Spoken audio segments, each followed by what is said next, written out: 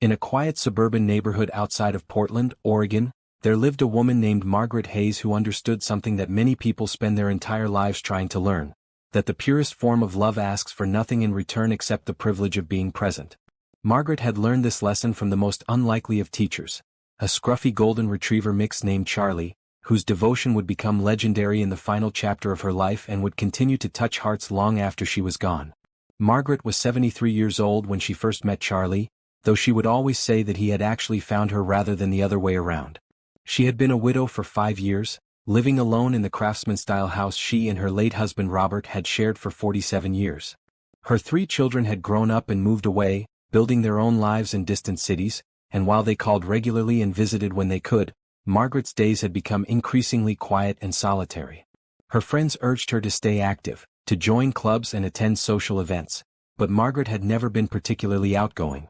She preferred her garden, her books, and the peaceful rhythm of days spent in quiet contemplation. She told herself she was content with this life, that solitude was different from loneliness, but in the deepest part of her heart she knew she was missing something essential. She was missing connection. It was on a cold November morning, while Margaret was tending to her rose bushes before the first frost, that Charlie appeared in her life. She heard barking first, not aggressive or threatening, but persistent and somehow urgent, coming from the alley behind her property. Margaret had learned long ago to pay attention to her instincts, and something about that particular bark made her put down her gardening shears and investigate. What she found broke her heart and changed her life forever. Huddled behind her garage, shivering in the autumn chill, was one of the sorriest-looking dogs Margaret had ever seen. He was clearly a mix of several breeds, with the golden coloring and gentle face of a retriever but the stockier build of something else, perhaps a shepherd or a collie. His fur was matted and dirty, his ribs were visible through his coat, and he had a pronounced limp in his right front leg. But it was his eyes that captured Margaret's attention. They were kind, intelligent, and filled with a desperate hope that anyone would finally see him and offer help. "Oh, you poor thing," Margaret whispered, her heart immediately opening to this bedraggled creature. "How long have you been out here alone?" The dog, she would name him Charlie after her father, who had always shown kindness to stray animals, took a tentative step toward her, his tail wagging slightly despite his obvious fear and exhaustion. Margaret could see that he wanted to trust her, but life had apparently taught him to be cautious. She went inside and returned with a bowl of water and some leftover chicken from her refrigerator. She placed both on the ground and backed away, giving Charlie space to decide whether he felt safe enough to approach. For several long minutes, the dog simply watched her, as if trying to determine whether this kindness was genuine or a trap. Finally, thirst and hunger won out over caution. Charlie limped forward and began drinking the water with desperate gulps, then wolfed down the chicken so quickly that Margaret worried he might make himself sick. When he finished, instead of running away as she half expected, he sat down and looked at her with an expression that seemed to say, "Thank you. I've been waiting so long for someone to care." That was the beginning of their story together, though Margaret didn't realize then how profound and transformative their relationship would become. She took Charlie to the veterinarian that same afternoon. Dr. Patricia Coleman, who had been treating animals in the community for over 30 years, examined the dog thoroughly and delivered both good news and bad. Charlie was approximately 5 years old, had clearly been living on the streets for several months, and was suffering from malnutrition, a badly healed fracture in his front leg that had never been properly treated, and various infections and parasites that were common in stray animals. "But here's the remarkable thing," Dr. Coleman said, gently stroking Charlie's head as he lay on the examination table. "Despite everything he's been through, his spirit isn't broken. See how he's watching you, Margaret? He's already bonded with you. This is a dog who understands loyalty and love, even after life has given him every reason to be distrustful and defensive." The treatment plan was extensive and expensive.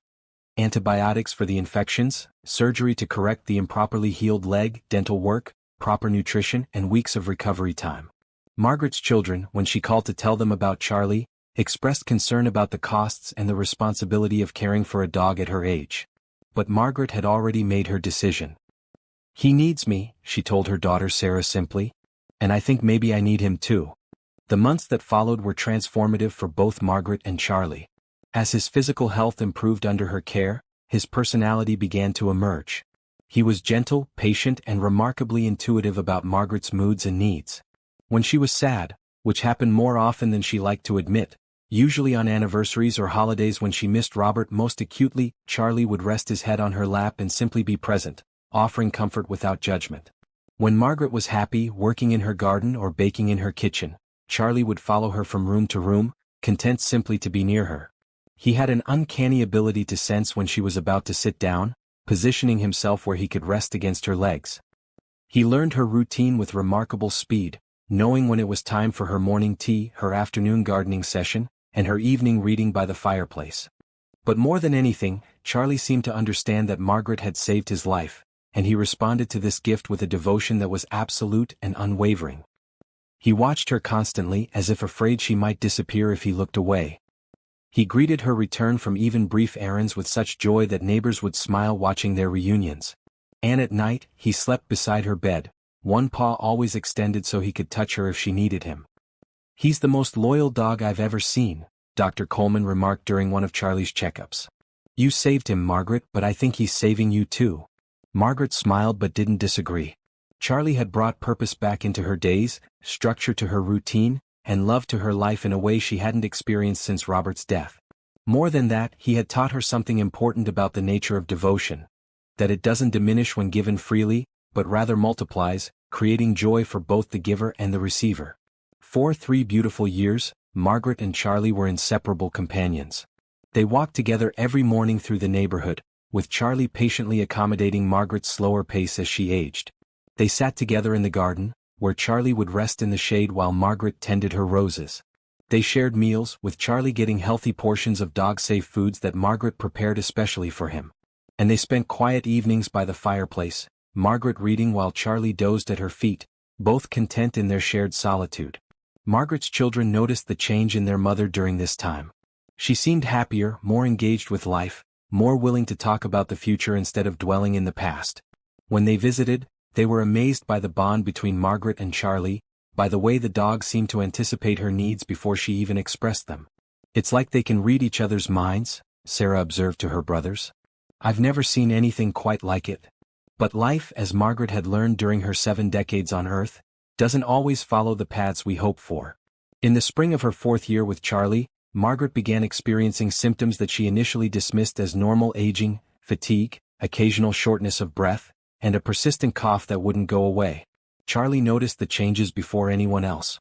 He became more protective, more vigilant, unwilling to leave her side even for a moment. When Margaret finally agreed to see her doctor, it was partly because Charlie's obvious concern had convinced her that something was genuinely wrong. The diagnosis was devastating: stage 4 lung cancer that had already metastasized to multiple organs. Despite never having smoked, despite living a healthy lifestyle, Margaret had developed an aggressive form of the disease that had progressed too far for curative treatment. Her oncologist, Dr. Robert Chin, was compassionate but honest: with treatment she might have 6 to 12 months. Without it, perhaps half that time. Margaret chose a middle path. She agreed to palliative treatments that would manage her symptoms and potentially extend her life slightly, but she refused aggressive chemotherapy that would leave her sick and weak during whatever time she had remaining. She wanted to spend her final months living as fully as possible, and that meant being present for Charlie, who had given her so much joy. "He's been such a good friend to me," she told Dr. Chin. "I want to be able to take care of him for as long as I can." Her children wanted her to move in with one of them, to let them care for her during her final months, but Margaret resisted. Her home held memories of her life with Robert, her garden represented years of patient cultivation, and most importantly, Charlie was most comfortable in the familiar surroundings he had shared with her. "I want to stay here," she told them firmly. "This is where I belong, where Charlie and I belong together." So they arranged for home health care, for hospice support, and for family members to take turns staying with Margaret as her condition deteriorated. But through it all, the one constant presence was Charlie. As Margaret grew weaker, Charlie's devotion intensified in ways that astonished everyone who witnessed it. He seemed to understand that his beloved companion was dying, and he responded with a tenderness and dedication that transcended anything that could be explained by simple animal instinct. When Margaret was too weak to walk in the garden, Charlie would lie in the grass beside her chair, his head resting on her foot, keeping her company during the hours she spent watching the roses bloom for what would be her final spring. When she moved from her bedroom to the living room so she could see the garden through the window, Charlie moved with her, claiming the spot on the floor beside her hospital bed where he could keep constant watch. He stopped eating regular meals as if he couldn't bear to leave her side even long enough to go to his food bowl. Sarah and her brothers had to bring his food and water to wherever Margaret was resting, coaxing him to eat so he would maintain his strength. Even then, Charlie would eat quickly, his eyes never leaving Margaret's face, anxious to return his full attention to guarding her. At night, when Margaret's breathing became labored and painful, Charlie would position himself where she could reach down and touch his soft fur. The nurses who came to care for Margaret noticed that her heart rate would slow and her breathing would ease whenever she was petting Charlie, as if his presence provided better pain relief than any medication they could offer. "I've been doing hospice care for 20 years, one nurse named Patricia told Sarah. "I've seen many patients with beloved pets, but I've never witnessed devotion like Charlie's. It's as if he knows exactly what she needs in every moment, and he's determined to provide it for her." Dr. Coleman, who made house calls to check on Charlie during this time, was equally moved by what she observed. "Dogs are remarkable creatures," she told Margaret during one visit. "They live so completely in the present moment, giving all of themselves to the ones they love. Charlie is showing you what unconditional love looks like. No fear of the future, no regrets about the past, just complete presence and devotion right here, right now." Margaret, despite her pain and weakness, understood what Dr. Coleman was saying. Charlie was teaching her, even at the end of her life, how to die with grace, how to accept love without feeling guilty for being a burden, how to be present in each moment even when those moments were painful, and how to maintain connection even as the bonds of physical life were loosening. As summer approached and Margaret's condition continued to decline, she began having conversations with Charlie that her children sometimes overheard. They weren't sure if she was experiencing confusion from her medications or if she genuinely believed Charlie understood her words, but the conversations seemed to bring her comfort. "You've been such a good boy," she would whisper, her weak hand resting on his head. "The best friend I could have asked for. You saved me, Charlie, when I didn't even know I needed saving. You taught me that love doesn't end, it just changes form." Charlie would respond by pressing closer to her, his tail wagging gently, his brown eyes fixed on her face with an intensity that seemed almost human in its depth of feeling. The hospice team had prepared Margaret's family for the final days, explaining the signs that would indicate her time was very close. But Charlie seemed to know before any of them did. 3 days before Margaret passed, he became even more focused and protective, refusing to leave her bedside even when her children tried to coax him outside for fresh air and exercise. He would rest his head on the bed beside her, sometimes gently licking her hand, as if trying to keep her tethered to this world through the physical connection they shared. When visitors came to say goodbye, Charlie would watch them carefully, as if assessing whether their presence brought Margaret comfort or distress. On Margaret's final day, a beautiful morning in late June when her rose garden was in full bloom, Charlie's behavior changed. He climbed carefully onto the bed beside her, something he had never done before, always respecting the boundary between his space and hers. But on this morning he seemed to understand that normal rules no longer applied. Margaret's children, who had been keeping vigil and shifts, were all present that morning. They watched as Charlie positioned himself gently alongside their mother's failing body, careful not to cause her any pain, and rested his head on her chest where he could feel and hear the labored beating of her heart. Margaret opened her eyes, something she had barely been able to do for the past 2 days, and smiled when she saw Charlie there beside her. With tremendous effort, she lifted one trembling hand and placed it on his head, her fingers weakly stroking the soft fur she had touched thousands of times before. "Good boy," she whispered, her voice barely audible. "Such a good boy. Don't be sad, Charlie. You made everything better. You taught me that love is just being present for each other." Her children were crying, holding her other hand, saying their own goodbyes, but Margaret's eyes remained fixed on Charlie. The dog seemed to understand that this was their final moment together. He made a soft whining sound, not of distress but of communication, as if he was telling her it was okay to go, that he would be all right, that she had given him everything he needed. Margaret's breathing changed, becoming shallower and more spaced out. The hospice nurse, who had been standing respectfully in the corner, moved closer to check her vital signs. But Charlie didn't move from his position on the bed, didn't shift his weight or adjust his position. He simply stayed there, his head resting over her heart, his presence steady and unwavering as Margaret took her final breaths. When she finally passed, peacefully and with Charlie pressed against her side, there was a moment of profound stillness in the room. Then Charlie did something that broke everyone's heart. He gently licked Margaret's hand one final time, let out a soft whimper, and then carefully climbed down from the bed. He walked to the corner of the room, lay down with his back to everyone present, and refused to move or acknowledge anyone's attempts to comfort him. The days following Margaret's death were difficult for everyone, but especially for Charlie.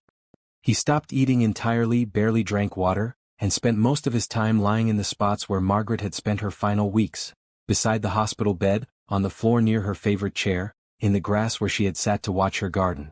Sarah and her brothers were devastated not only by their mother's loss but by Charlie's obvious grief. Dr. Coleman came to check on him, concerned about his refusal to eat and his withdrawn behavior. "He's mourning," she explained to the family. "Dogs form incredibly strong attachments, and Charlie's bond with your mother was extraordinary. He's lost his entire world, his purpose, his reason for being." The question of what to do with Charlie had been discussed before Margaret's death, but no clear answer had emerged. All three of her children lived in apartments that didn't allow large dogs, and all of them traveled frequently for work. Margaret had worried about this, but Charlie had been her priority during her final months, not what would happen to him after she was gone. It was Sarah who finally made the decision that would honor both her mother's memory and Charlie's devotion. She quit her job, temporarily moved into her mother's house, and dedicated herself to helping Charlie heal from his grief while she processed her own. "Mom gave up everything to save Charlie when he was lost and alone," Sarah told her brothers. "The least I can do is give him some time and stability now, when he's lost and grieving." Those first weeks were heartbreaking. Charlie would barely acknowledge Sarah's presence, spending his days lying in the places that held Margaret's scent, his eyes distant and sad. At night, he would sleep beside Margaret's empty bed, occasionally whimpering softly as if calling for her to return. But Sarah persisted with patient, gentle care that would have made her mother proud. She talked to Charlie constantly, telling him stories about Margaret's life before he came along, sharing memories of her childhood, explaining that her mother was gone but not forgotten. She didn't know if Charlie understood her words, but she believed he understood the intent behind them, that someone still cared, that he wasn't alone. Slowly, incrementally, Charlie began to emerge from his grief. He started eating small amounts when Sarah hand-fed him. He began taking short walks with her through the neighborhood, though he would still pull toward the routes he used to walk with Margaret. And gradually he began to accept comfort from Sarah, allowing her to pet him and sit beside him in the garden. But Sarah noticed something remarkable during this time. Charlie never forgot Margaret. Every morning, he would go to the spot where Margaret's hospital bed had been and sit there for several minutes, as if paying his respects. He would spend time each day in the garden, lying among the roses that Margaret had loved so much. And at night, before settling in his own bed, he would pause beside Margaret's empty bedroom, looking inside as if checking to see if she had miraculously returned. "He's keeping her memory alive," Dr. Coleman told Sarah during one of Charlie's checkups. "Dogs don't mourn the way humans do, but they absolutely remember the ones they loved. Charlie is showing us that love doesn't die just because life ends, it transforms into something else, something that endures." Sarah began to understand that caring for Charlie was a way of maintaining her connection to her mother. The daily routines of walking him, feeding him, and tending Margaret's garden became meditative practices that helped her process her grief. And Charlie, in his own way, seemed to be teaching her the same lessons he had taught Margaret, about presence, loyalty, and the enduring nature of love. 6 months after Margaret's death, something remarkable happened. Sarah was working in the garden, trying to maintain the roses that had been her mother's pride and joy, when she realized that Charlie was sitting beside her in the exact spot where he used to sit with Margaret. For the first time since Margaret's death, his tail was wagging slightly, and there was a hint of the contentment in his eyes that Sarah remembered from her mother's final years. "You're going to be okay," Sarah whispered to him, tears streaming down her face. "We're both going to be okay. Mom would want that for us." Charlie leaned against her leg, just as he used to lean against Margaret's, and in that moment Sarah understood something profound. Her mother hadn't just left behind memories and possessions. She had left behind a living example of what unconditional love looked like, embodied in a loyal dog who had given everything to make her final months more bearable. A year after Margaret's death, Sarah made the decision to stay in her mother's house permanently. She found remote work that allowed her to be home with Charlie, transformed one of the bedrooms into her office, and continued maintaining the garden that meant so much to both her mother and the dog who had loved her so completely. Charlie, now 9 years old, had found a new rhythm to his life. He still remembered Margaret.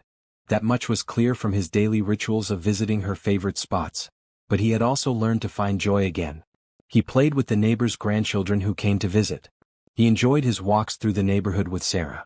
And he seemed to take comfort in the familiar surroundings that still held Margaret's presence in every corner. The story of Charlie's devotion to Margaret spread through the community, touching hearts and inspiring others to recognize the profound relationships that can exist between humans and animals. Local media covered the story, and people from around the country reached out to share their own experiences of animal loyalty and love. But for Sarah, the real legacy of Charlie and Margaret's relationship was more personal and more powerful.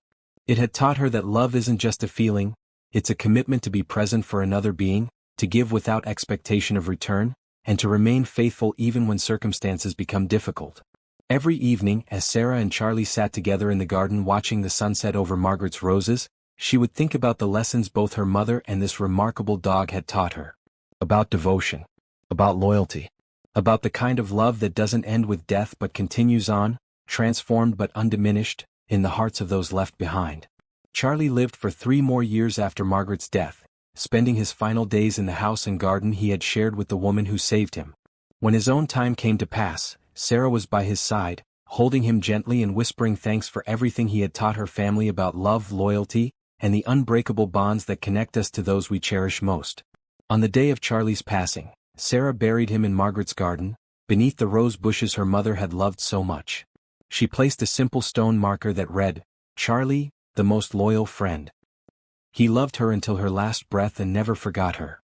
But Sarah knew that the real monument to Charlie's devotion wasn't the stone marker or even the memories that lingered in her mother's house. It was the lesson he had taught everyone who witnessed his story, that love, in its purest and most selfless form, is simply the choice to stay present, to remain devoted, and to cherish every moment we're given with those who matter most. Charlie had demonstrated what humans so often struggle to achieve, the ability to love completely, without reservation, without fear of loss, and without ever counting the cost of that devotion. He had shown them all what it means to be truly faithful, not just in the easy moments but especially in the hardest ones, when staying means witnessing suffering and loss. In the end, Charlie's story wasn't just about a dog who stayed by his owner's side until her last breath.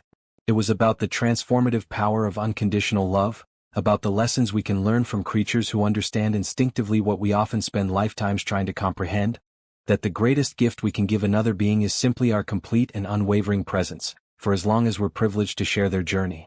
Margaret had saved Charlie from a cold alley where he was starving and alone. But in return, Charlie had given her something infinitely more valuable. He had shown her what it means to be loved without conditions, to be valued simply for existing, and to face life's final chapter with the comfort of knowing that someone would stand beside her, faithful and true, until the very end. And that love, that remarkable devotion, continues to inspire everyone who hears their story, a reminder that sometimes the most profound relationships in our lives come not from those who share our species, but from those who share our hearts.